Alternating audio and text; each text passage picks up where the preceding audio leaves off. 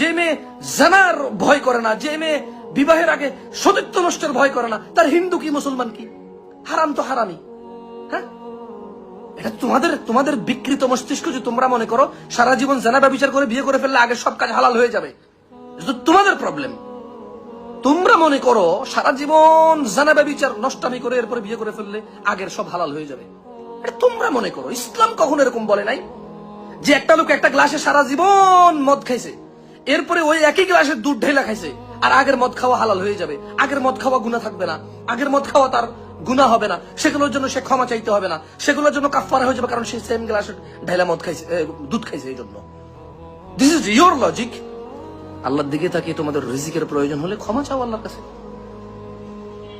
হাদা কুরআন, কালামুল্লাহি হক।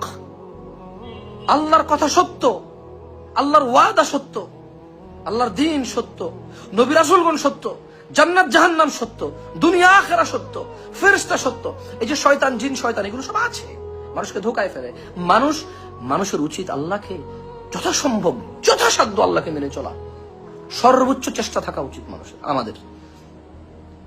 তুমি একদিকে অভাব নিয়ে টেনশনে আসো, অন্যদিকে বেকারত্ব নিয়ে টেনশনে আসো, অন্যদিকে বয়স হয়ে যাচ্ছে বিয়ে করতে পারছো না টেনশনে আসো, অন্যদিকে মান সম্মান অর্জন করতে পারছো না টেনশন আসো, অন্যদিকে নিজের স্বাস্থ্য শরীর নিয়ে টেনশনে আসো, অথচ আল্লাহর দ্বীনের গাফিলতা, দুনিয়া ধ্বংসের সমস্ত কাজে লিপ্ত আছো।